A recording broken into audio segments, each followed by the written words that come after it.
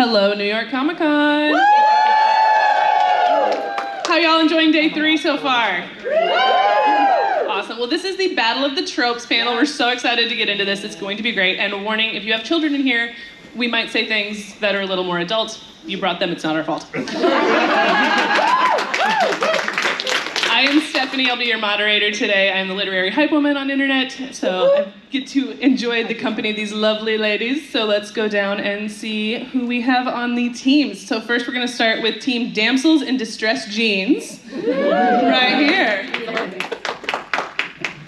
Neither of us are wearing jeans today, but good stuff. The distress is my soul. My name is Zoraida Córdova. I'm the author of over 24 novels and short stories for adults, children, nerds. I write for Disney, Star Wars. My latest book is called Kiss the Girl. It's a retelling of The Little Mermaid but Ariel is a pop star and Eric is an indie rock singer, and they go on tour together. And it has some of my favorite tropes, and I can't wait to battle it out with some of my favorite people. Awesome. We don't know the tropes we're being assigned ahead of time, so it's going to be completely live. I'm Tessa Bailey. I write contemporary romance. My latest release is called Wreck the Halls. I don't even have it here with me, but somebody does have it. Yay! Thank you. Yeah, available at Barnes & Noble. It's about speaking of rock stars, so we had this band that broke up in the 90s called the Steel Birds, and now 30 years later, the lead singer's son and the lyricist's daughter have teamed up to reunite the band for $1 million each on Christmas Eve. So lots of fun. Low stakes. And on my right, we have the Hustlers Ever After, aka the AGAs. Oh, hi. Is this working? Can you hear me in the back? Yes? Okay. I'm Adriana Herrera. I write romance. I write contemporary and historical romance and dabble in erotic paranormal. As you do. My latest is historical, An Island Princess Starts a Scandal. It's two lesbians having their best, the best summer of their lives in 1889 in Paris. I'm Sarah MacLean. I write romance novels of all kinds, but mostly historicals. Basically, if somebody's going to be justifiably punched in the face, it's going to happen in one of my books. And then they're going to smash. I also host a podcast called Fated Mates, where we talk about tropes a whole lot, so hopefully I won't embarrass us. This is going to be a great battle. I'm so excited for this. You guys will get to participate. You'll be the deciding factor on who wins, and you'll also get to throw out some tropes to help keep it honest, so they don't know what's coming. But I'll start it out with the first pairing of tropes, because everybody loves this pairing to argue. You guys will have friends to lovers, and you will have enemies to lovers. And you won the HEAs won the coin toss, so you get to decide if you want to start the argument or end it. I mean, we can end it. We will end it. Fuck you guys. Wait, do you want to start off? No, you start off. Well, friends to lovers is obviously it's a superior trope. These are shut up. It obviously is. Wait, that was a joke, right? The reason for that is because they already know each other so well. So you get to skip over all of the annoying, awful meet cutes and all the reasons that you don't read romance novels. And they know they have this tremendous knowledge of each other. So you can kind of it's like you understand why they have these inside jokes. You understand why they're so comfortable with each other because they've had this mileage together. And so it's like you meet them halfway through their story, which is kind of fun. In addition to that, there is a reason why every movie where a woman is trying to get with the hero of her dreams realizes that he's just eye candy, and he's just, there's nothing substantial to him because the love of her life has literally been right next door and by her side the whole time. Paul Rudd, okay? every time. They have been waiting, and pining, and there's just this moment where you're like, okay, I turn around, and all of a sudden everything clicks into place, and you realize that you belong together. Wait, and also we're in romance because we like seeing men feel guilty, right? So when he realizes that she's been there all along, that's when it's good. If we're going to talk about Time's men up. feeling guilty, I think we need to come over on our And side. HEAs. Why is See, like, this enemies goes to on, lovers like- the superior trope? 2 words. Hate fuck. I don't even need to continue, but I will. First of all, let's talk about some of the greatest movies ever made, which are based on the premise of enemies to lovers. Number 1, Moonstruck. I mean, the man threatens to massacre in the first scene. Banter, slow burn. What else happens in enemies to lovers? Well, hate fucking. No, it's chemistry. It's all chemistry. It's all and chemistry. also, invariably, if we're going to talk about men who need to grovel, okay, who need to crawl on broken glass because they have done the terrible things, that's all enemies to lovers. Also grunting, because usually enemies to lovers will have a hero that doesn't have a lot to say other than glaring and grunting, which we all know. And also, don't we have, wait, we're at Comic-Con, so what about fandom, right? What about Stucky? Stucky's friends. And what about Raylo, Winter Soldier, though. I mean, that's true. In the beginning, it's friends to lovers. If you want the soft version, it's friends to lovers. If you want the soft version, it's friends to lovers. But if you want the awesome version, is he's a homicidal maniac who's been in a fridge for 40 years. And time. Do you guys have a rebuttal? I mean, if we're gonna go with movies, I feel like we have what's the scarlet letter A with Emma Thompson, Emma Roberts? Easy A, right? He's her buddy, and he's waiting for all of these jerk guys. Like you have somebody who knows the deep, and also you have hate fucking, but eventually that's not gonna pay the bills, okay? That's not gonna pay the bills forever. That'll fizzle out, and then you'll just be having sex with your best friend, which is what you could have started doing from the beginning. I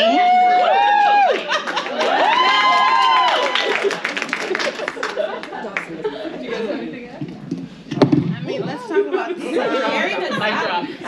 Is the winner Team Slow Burn? Or Second Chance? You guys have some fans? Yeah. I mean, come on. Where's the sportsmanship? Yeah, we can do at least probably 1 or 2 more. We haven't gotten to love triangles yet, and I'm kind of shocked. You want love triangles? And the HEAs would like age gap.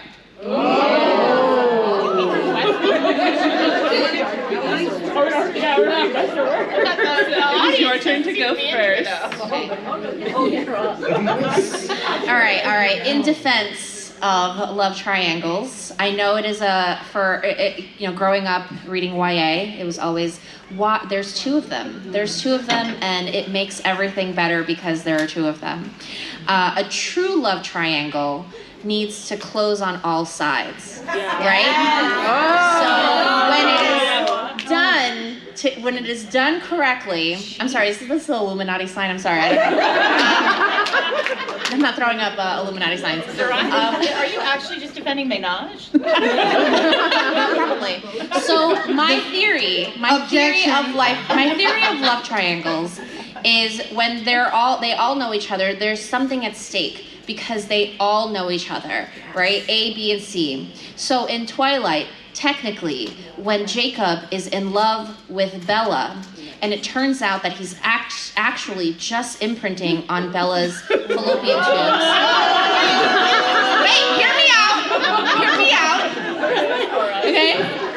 he should also be in love with Edwards. So technically, the three of them are still in love with each other, okay? And therefore, still a true love triangle. Twilight is too straight for that argument to be Are we viable. debating over who had the worst one there? Or the Coming best here one? from the LGBTQ plus contingent, Twilight doesn't get to be gay. Purity culture.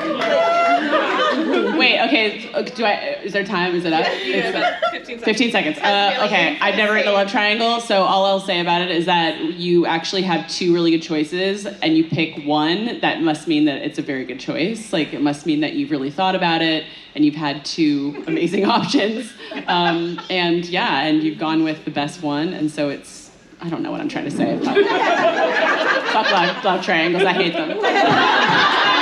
I'm done. I love them. All right, go for it. Age gap gave us daddy, okay?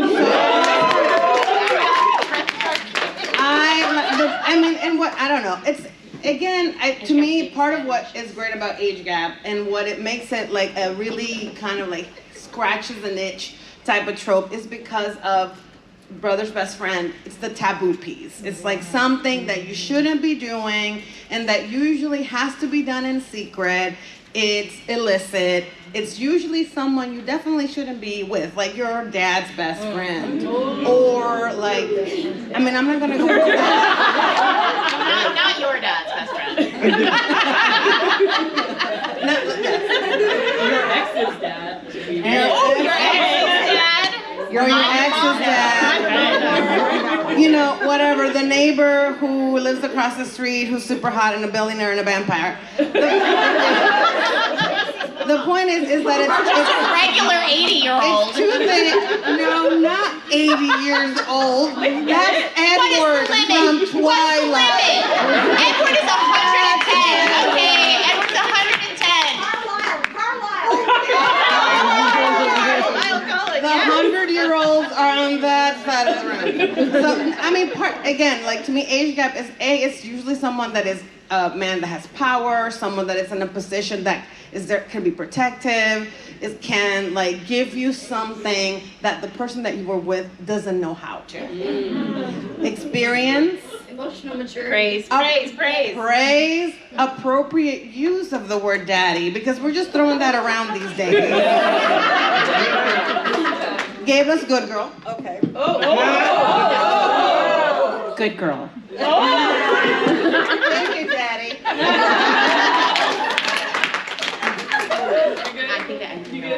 No, you guys win. Is the winner Team Love Triangle? Correct. Or is it Team Age Gap? Love triangle. It's just I love love triangles. Twice the spice. your next team name is gonna be Love Triangle Apologist. I'm gonna write one. Watch. Okay, so we are about out of time. So we can probably squeak in one more if we do it real fast. So give me tropes real fast.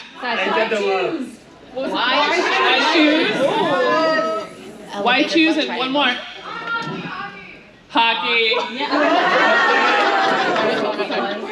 Okay, so Tessa has to do hockey. So I choose. okay, so go ahead. I mean, it's all. Well, I feel like, okay, all I want to do is just tell a story about my daughter's boyfriend is a hockey player. Yeah. Oh no, not that age gap. Okay. I actually don't have anything to say about it. It's just that I'm actually leaving here after this to go take her to his game, his first game, and she's wearing his jersey to the game. So it's really great in a book, but in real life, it's way too much, too soon. So. I've never watched a hockey game. They're they're like modern day Scottish lairds hockey players. Like they are strong. They're not afraid of getting hurt. They don't get embarrassed easily. They're big and brutish and like. They wear suits to games. They're hot. They're big. They're like they're like fuck these teeth. I don't need teeth. Who needs teeth? They're just like really physical, and I think that's what's hot about them is like they are the most physical, like ready to brawl. Like they're romance heroes on ice. And it's fine if he doesn't have teeth, his tongue still works. Speaking of tongues. You just keep leaving it. They've got armor and big sticks, big lips. For a hockey player. How about 4 hockey players, 4 mouths? I mean, again, like you're really cooking with gas if those mouths and those body parts are intermingling, but let's say they're not. Let's say that they're there just for that one lady who's very lucky. Yeah. And I mean, It's worship. It's like the fantasy is pure worship. it's the ultimate worship fantasy. You are literally there to be taken care of, no worries. You don't need to do laundry anymore. You have to do 4 sets of laundry. You don't even Don't make them do it. Yes, don't ever have to do your own recycling ever again. Your life is just enjoying those mouths and those penises forever. I mean, Tessa Bailey wrote a really excellent Why Choose. Yes, happenstance. Yeah. It's called happenstance. They're not hockey players. They move like them, though. They could be. Yes, I mean, it's honest. It's like pack also. Like you get to like have like your own little. Yeah, talk about Scottish, like werewolfy stuff. Yes, like it's delicious. Come on, like. And sometimes swords cross. You get like who gets to get spoiled to that? It's like the ultimate getting spoiled trope. And sometimes swords cross. Oh, and it's church, and then she almost decapitated the groom for her. Okay, so let like the piece of Touch Her and Die that's like to me the most delicious part of it is like obviously he's obsessed with her, but not only is he obsessed with her, like he is telling her at every moment with every one of his actions like you will be protected always. Yep. He's your sentinel. He's her guard. Her blade. He's her shield. He's her blade. Nothing will ever happen to her, and he will literally throw hands. Like he will literally throw hands. It doesn't matter in what scenario. No, he's pure weaponous fire in defense of you, the only person he has ever loved. The only thing he has ever felt a feeling about. I mean, and that's I think part of like what the Touch Her and Die piece is. It's not. It's because usually it's like someone that's like really cynical, who doesn't care about the world other than Time. Rebuttal. Nothing further. Your Honor. Do you guys want to argue anything? No, we feel strong about it. Then it is up to you, audience. Is the winner a fake marriage? Or is it Touch Her and Die? We did it. Eked it out there. Okay, we need another 2 tropes. Who's got ideas? The chosen one. Chosen one. Here you go. What was that? Hurt comfort, she said. Hurt comfort. Hurt comfort? Yeah. Okay. Okay. Yeah.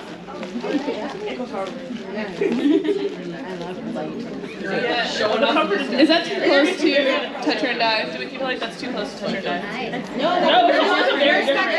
Showing up at the door, nowhere else to go. Must be stitched clothes. Okay. Damsels in Distress jeans will have Hurt Comfort.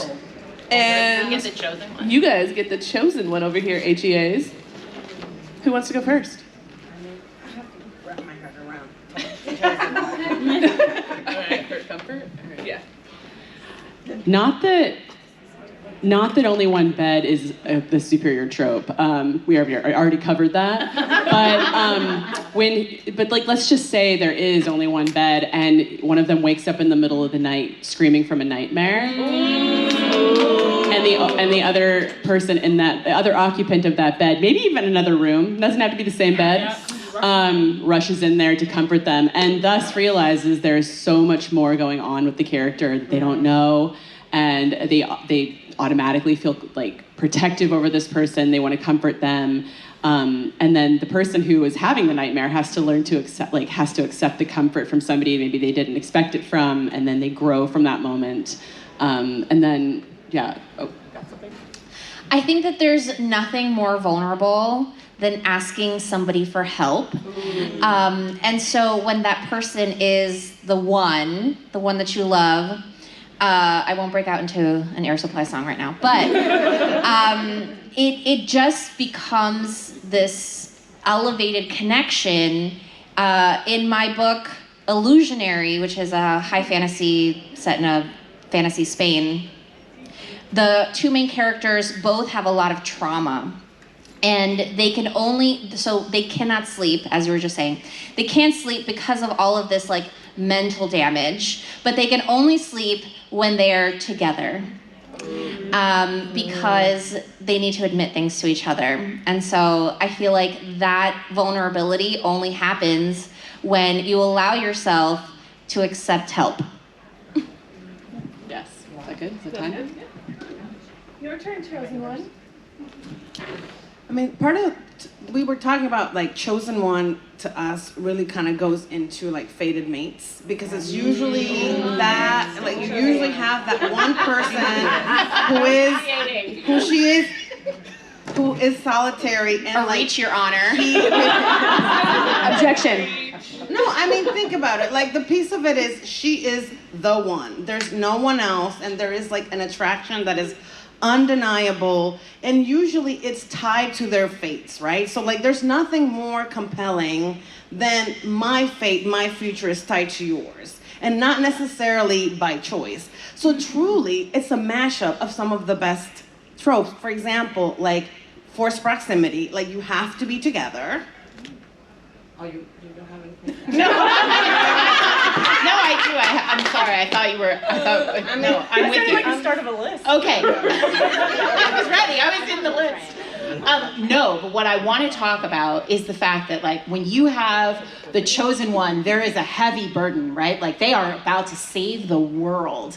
And when they find the other person who will carry the burden with them, that is hot, right? So we have like danger banging falls into there, right? We're in danger, let's bang. And then saving the world together, like Kylo and Rey when they like committed massacre in that red room. Like you literally It's self-defense, Your Honor.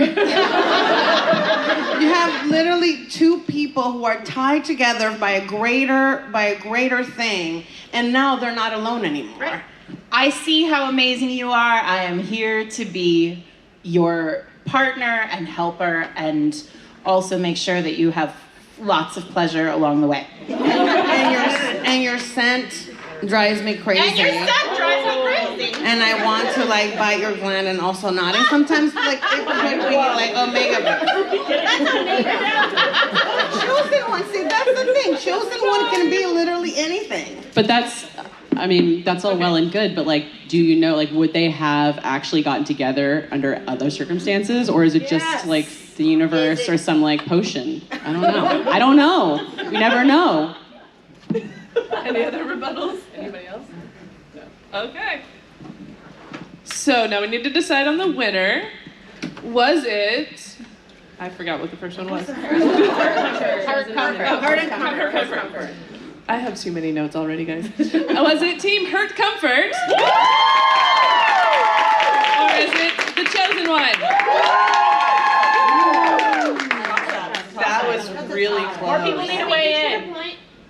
Yeah. Yeah, that's a tie. We're gonna go point. Okay. You. Brother's best friend. Ooh. Yes. Monster lovers? Oh. I'll take that one. I was waiting for that. Okay. You guys went first last time, right? Yes. So you guys will go first with monsters. Okay. I mean, honestly, what's not to love? Like the first time, so part of like to me what is great about monster romance in general is that it's literally like the idea of someone that usually would not be someone that is the typical hero, someone that's perhaps like has horns, you know, or scaly skin. So perhaps it's not the traditional hero, and then that person, they find that one person who is like crazy about them. And there's nothing better than someone that can like perhaps like blow fire out of their mouth and kill you with a thought, but who also is very invested in your orgasms, in running you baths, in making you food, in massaging you with their gigantic paws. And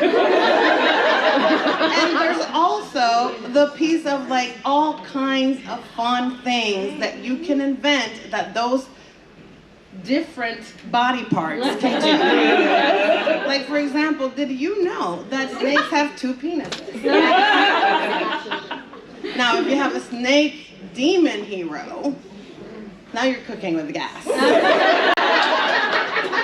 I mean, and not to make it too romancy, but also immortality comes into play here with these monsters, right? So if you're a vampire, or you're some kind of immortal being, here we are back at, I won't cede, you know, to the other team, but here we are back at the argument of, in my whole life, in all of eternity, I have never met anybody who moves me the way you move me.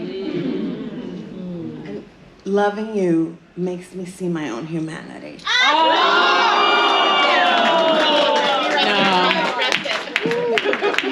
That was great timing on that mic drop. The defense rests, Your Honor. Okay. Your reaction to the words brother's best friend speaks for itself. I know. You all started to sweat immediately. Brother's best friend is so hot because it's forbidden. It's not supposed to happen. It's off limits. You might get caught. If you get caught, you're going to get in trouble. Your brother's going to get mad. And why is he going to get mad that you're sleeping with his maybe playboy hot best friend? Because you're the perfect princess. You're like this coveted thing, and like you're to be protected at all costs. And there's something about that that's like really just kind of like, I don't know, it's an addictive thing. So yeah, there's something that's really, really, really sexy about like you're not supposed to be with him, he's not supposed to be with you, but you can't stay away from each other. And it's like even just the act of it is bad, you know? Mm-hmm. And seeing that person in such close proximity, like in Fix Her Up by Tessa Bailey, and in Getting Caught, like in Sinner by Sierra Simone, and then Saint by Sierra Simone. Yeah. Starting lists.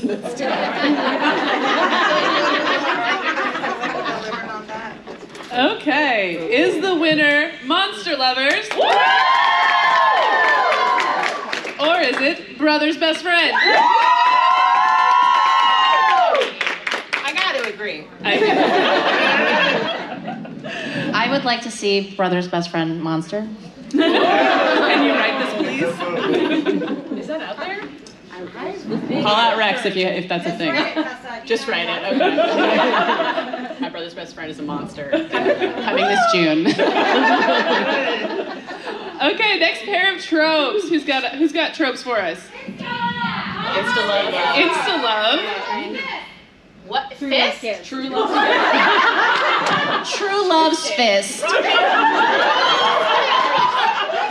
what was that? Insta love. True love's fist. That's different. I feel like we need to like.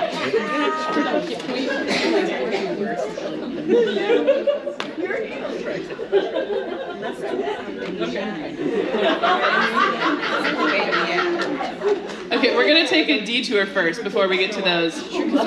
We have a fun one that we want to do. We want to debate which one is the worst.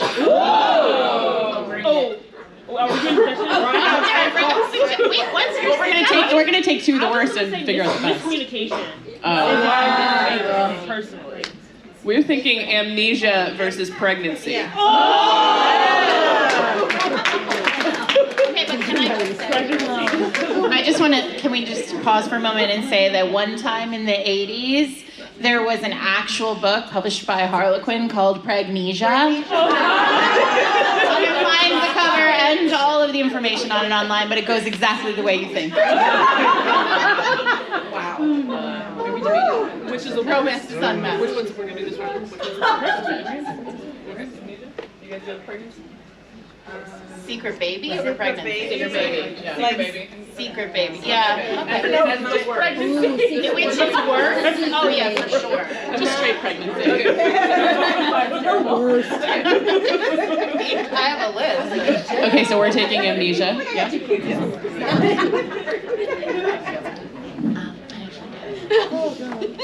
it. Okay, so we're talking about why it's the worst. Yes. Okay. Yeah, why it's the Amnesia is the absolute worst, and you won't see a lot of romance authors touch it because of the physical pain that you'd be putting readers through watching somebody lose all of the memories that you've written or that they've built, whatever, together, and how awful that would be to have to start over and not have all of that love that has been built over time. I think it's just almost like a death of a character is what it feels like. And so I don't think we like putting readers through that. No? And then you have what is that awful movie? I'm sorry, I really hate this movie. While you were sleeping. I'm sorry, guys. I cannot with that movie. It's so stalkery in not a fun way. I don't know if there's a fun way to be stalker. It's a true story. Yeah. Awful. That married couple happened. That's a true story. That real couple. I'm sorry to this real couple. I hate your life. But I feel look, Nicholas Sparks ruined Amnesia for everybody. So that's all I've got. That's why it's the worst. Nicholas Sparks, that's our debate. That's our argument, Nicholas Sparks.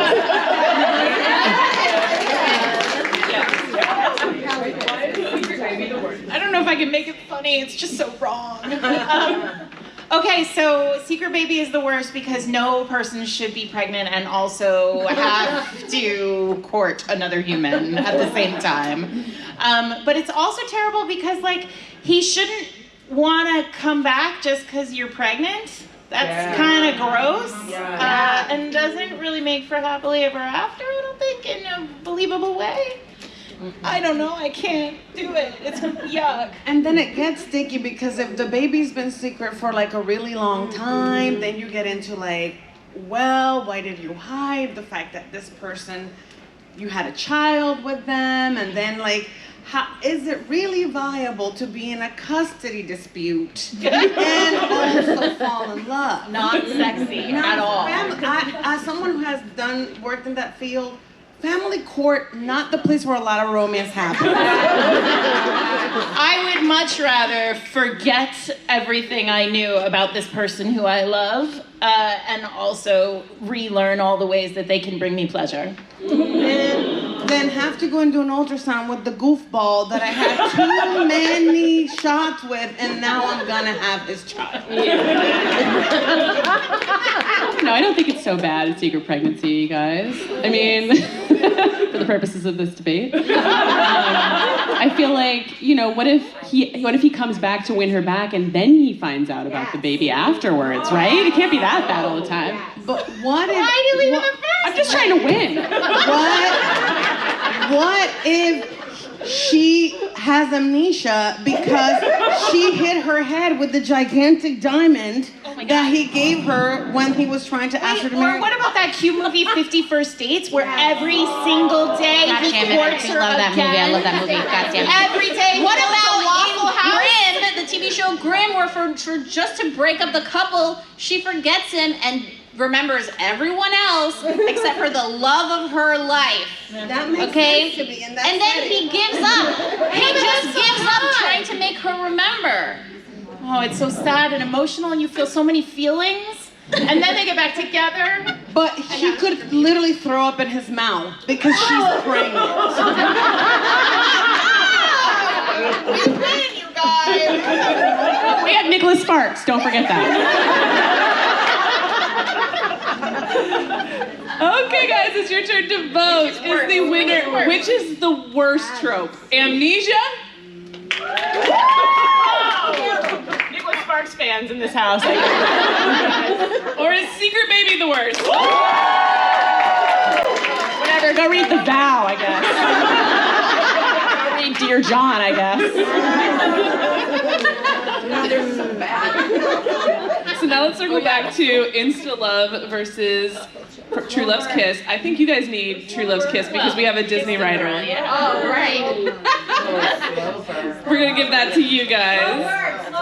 And you have Insta Love for this round. Okay, that's my favorite. Then you can go first. Listen, again, I think Insta Love to me, what works for me always, my favorite trope is fated mates.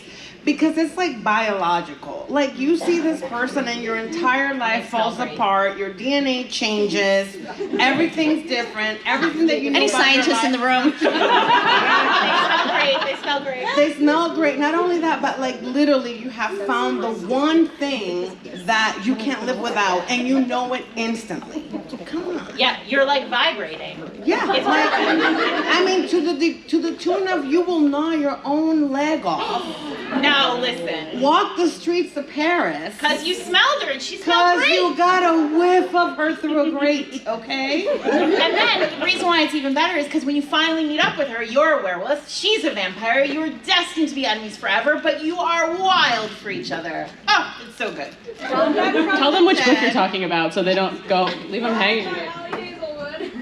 Oh, this is Cressley Cole, but A yeah. hunger night like Yeah, but also Bride by Ali Hazelwood. Yeah, he smells her and like almost tears up that church.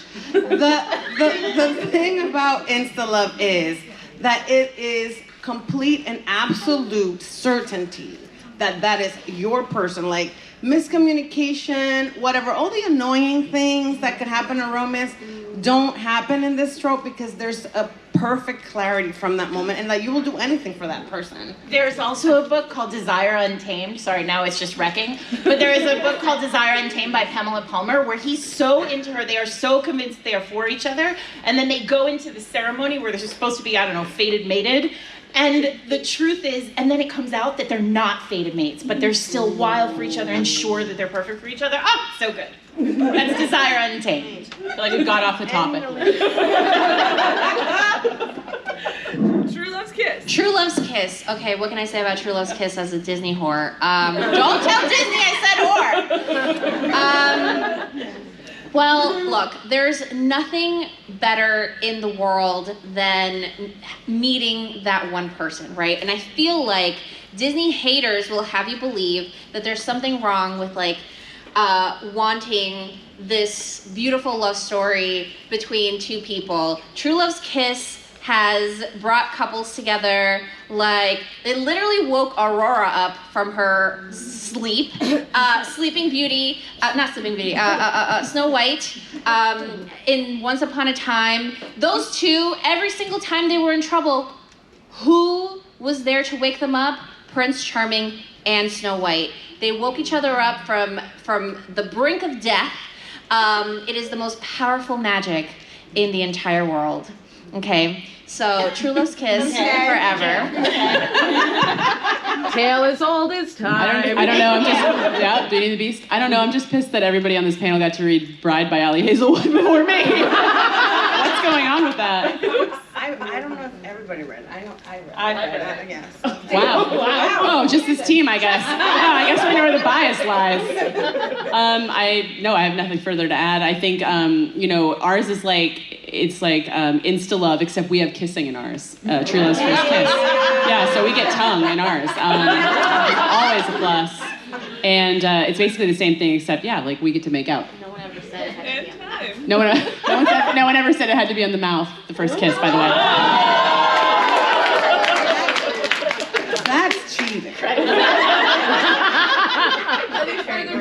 I mean, my rebuttal is like, come on, vampire, like, to me, like, paranormal or like vampires, all of these genres, werewolves, are based off of the fact that you literally either see them or you smell them and your entire life becomes about this person. The one. There's a reason why we say it. Ours has kissing. Okay. I mean, I can't argue with that. So is the winner Team Insta Love? Or for Team True Love's Kiss.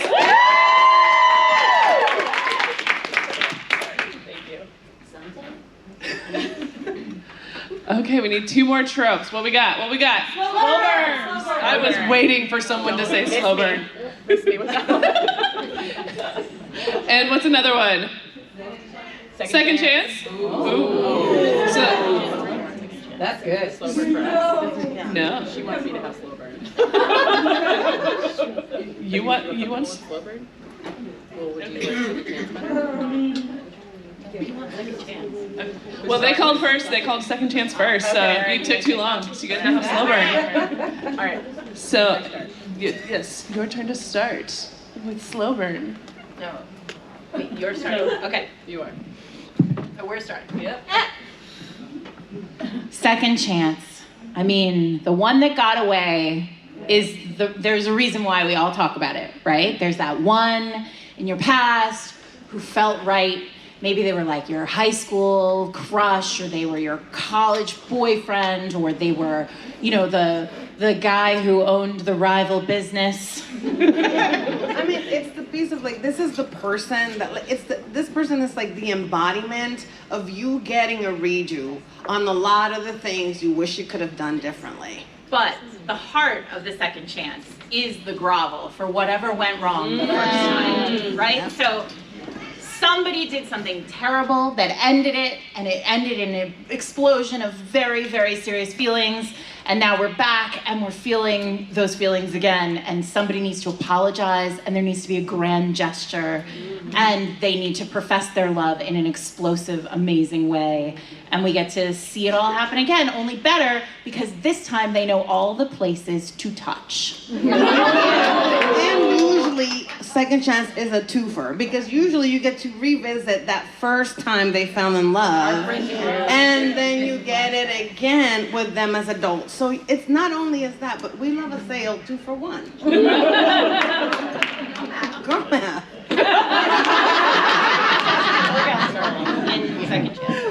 I mean, I feel like we should never go backward when it comes to situations and life.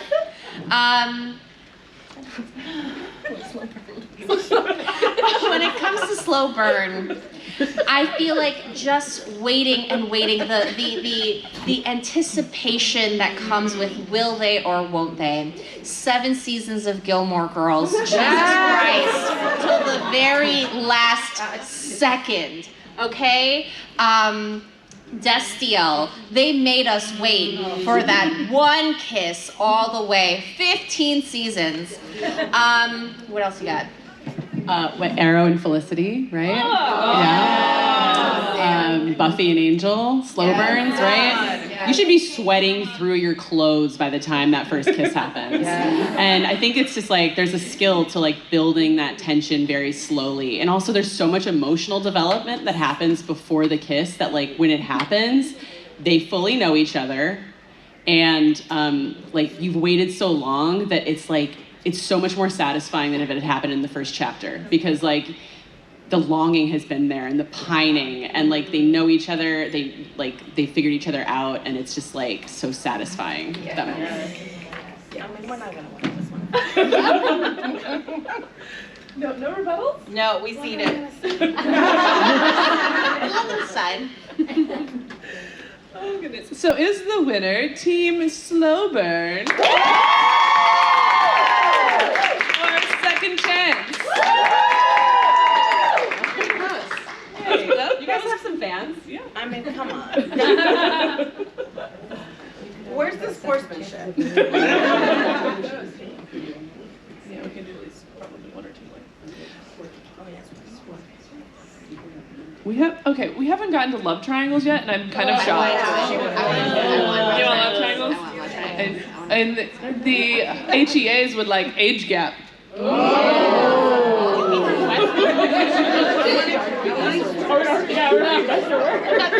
It's your turn to go first. All right. In defense of love triangles. I know it is growing up reading YA, it was always, there's two of them. There's two of them, and it makes everything better because there are two of them. A true love triangle needs to close on all sides, right? So when it is done correctly, I'm sorry, is this the Illuminati sign? I'm sorry, I don't know. I'm not throwing up Illuminati signs. Are you actually just defending Ménage? Probably. So my theory of love triangles is when they all know each other, there's something at stake because they all know each other, right? A, B, and C. So in Twilight, technically, when Jacob is in love with Bella, and it turns out that he's actually just imprinting on Bella's fallopian tubes. Wait, hear me out. Okay? He should also be in love with Edward. So technically, the three of them are still in love with each other, okay? And therefore, still a true love triangle. Twilight is too straight for that argument to be viable. Are we debating over who had the worst one there? Or Coming here from the LGBTQ plus contingent, Twilight doesn't get to be gay. Purity culture. Wait, okay, is there time? Is it up? Yeah, about 15 seconds. 15 seconds. Okay, I've never written a love triangle, so all I'll say about it is that you actually have two really good choices, and you pick one. That must mean that it's a very good choice. Like, it must mean that you've really thought about it, and you've had two amazing options. And you've gone with the best one, and so it's, I don't know what I'm trying to say. Fuck love triangles, I hate them.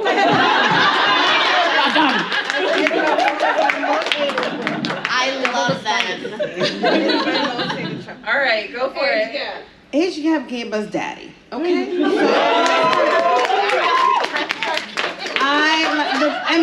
I don't know. It's, again, to me, part of what is great about age gap and what it makes it like a really kind of like scratches an itch type of trope is because of brother's best friend. It's the taboo piece. It's like something that you shouldn't be doing and that usually has to be done in secret. It's illicit. It's usually someone you definitely shouldn't be with, like your dad's best friend. Or like, I mean, I'm not gonna go into that. Not your dad's best friend. Your ex's dad. Your ex's dad. Your ex's dad. You know, whatever, the neighbor who lives across the street who's super hot and a billionaire and a vampire. The point is that it's a regular 80-year-old. It's two things. No, not 80 years old. That's Edward from Twilight. Edward is 110, okay? Edward's 110.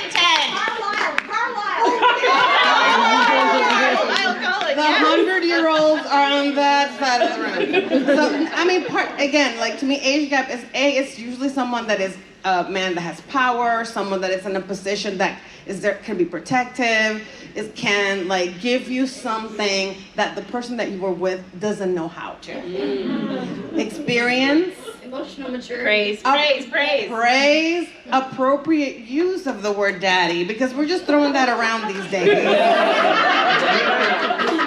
Gave us good girl. Okay. Good girl. Thank you, daddy.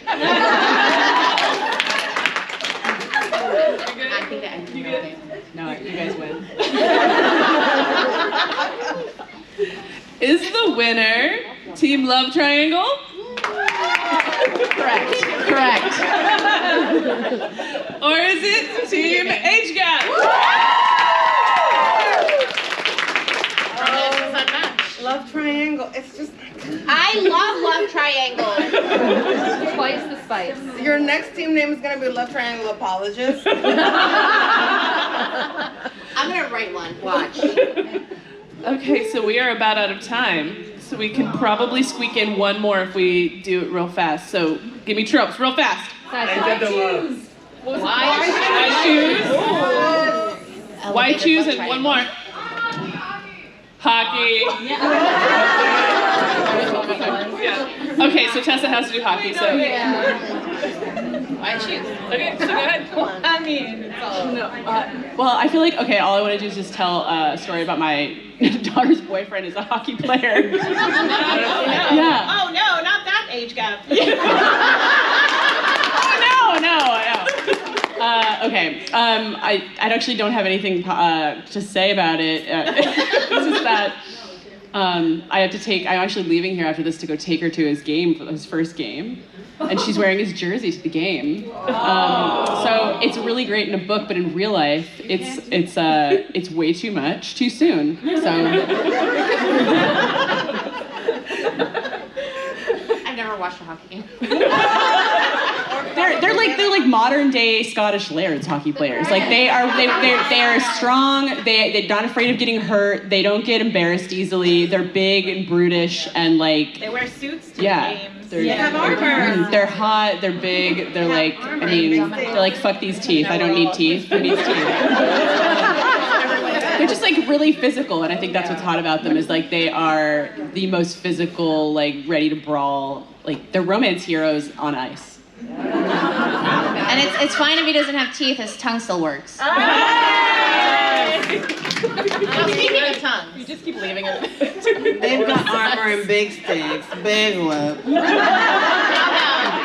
For a hockey player. How about 4 hockey players, 4 mouths? I mean, again, like you're really cooking with gas if those mouths and those body parts are intermingling, but let's say they're not. Let's say that they're there just for that one lady who's very lucky. Yeah. And I mean, It's worship. It's like the fantasy is pure worship. it's the ultimate worship fantasy. You are literally there to be taken care of, no worries.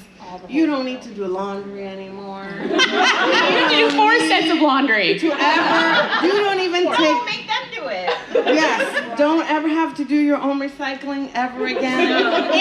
Your life is just enjoying those mouths and those penises forever. I mean, Tessa Bailey wrote a really excellent Why Choose. Yes, happenstance. Yeah. It's called happenstance. They're not hockey players. They move like them, though. They could be. Yes, I mean, it's honest. It's like pack also. Like you get to like have like your own little. Yeah, talk about Scottish, like werewolfy stuff. Yes, like it's delicious. Come on, like. And sometimes swords cross. You get like who gets to get spoiled to that? It's like the ultimate getting spoiled trope. And sometimes swords cross. Oh, and it's really cooking with gas if swords cross. Yes. I feel like Why Choose is just sparkling love triangle. Okay. No, because Why Choose, they're all agreeing from the get-go. Yeah. This is it for us. All we do is this lady forever. Remember what I said about hockey players, though. There's not even any crying or like, who do I choose? No, it's like you choose all of us. Or none of us. And the coach. Okay, so is the winner hockey? Or Why Choose?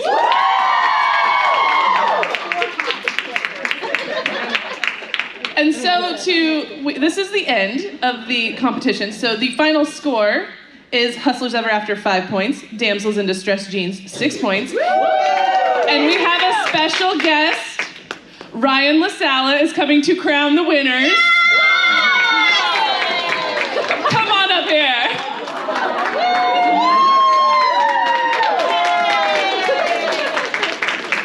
Hello, my darling. I write books too. Congratulations. Who won? I was way far in the back. We got some scepters. Well, actually, we have one scepter, but it's mine. You can hold it though. You can hold this. Thank you, New York Times bestselling author Ryan LaSala. Thank you so much. Please applaud our winners as we bestow upon them tiaras from space.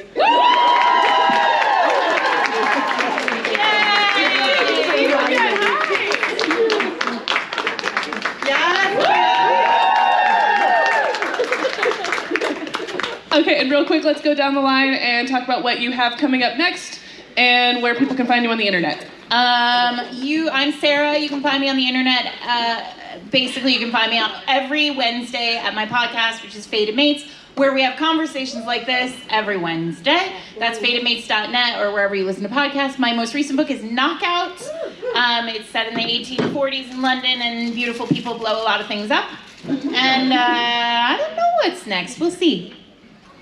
I am Adriana Herrera. You can find me at adrianaherreromance.com, and then my socials are all in there. And my latest is An Island Princess Starts a Scandal, lesbians making out and other things in historical landmarks in France in the 1880s. Woo! So Wreck the Halls is out now. It's a Christmas rom-com. Yeah, it's a lot of fun. I told you guys about it earlier. And then next year I'm starting a sports series, so we've got lots of, including hockey. I'm Zoraida Córdova, and I have Kissed a Girl. If you get it today, I have some art prints that I'm giving away with it. And my next book is called Fallen Angel Romance. And you can find me at ZoraidaCórdova.com and only on Instagram at Zoraida Solo. And I almost forgot, our friends over at Penguin Random House gave me a mug to give out to the first person who can name one book from each of these authors that was not in front of us. Anybody? Raise your hand if you can name a book by everybody. Yeah. Oh, reading to do. Oh, nobody? How about by two of us? Okay, two. Okay. Inheritance, Orquídea Divina, and Fixer Lose It? Lover Lose It. Lover Lose It. I have all three of your books on audio all together, so I mix up the names all the time. And Sarah MacLean, one of my favorite books is 9 Ways to Women's Rape. I love that one. Thank you. So, That's good enough. And I'm Stephanie. I'm a Literary Hype Woman. You can find me on Instagram and TikTok at Literary Hype Woman, YouTube Literary Hype, where there are author interviews, including Tessa Bailey has one up there. And you can also find us now over at the autographing area. We're going to be signing over there for the next hour. So come see us and hang out and ask other questions.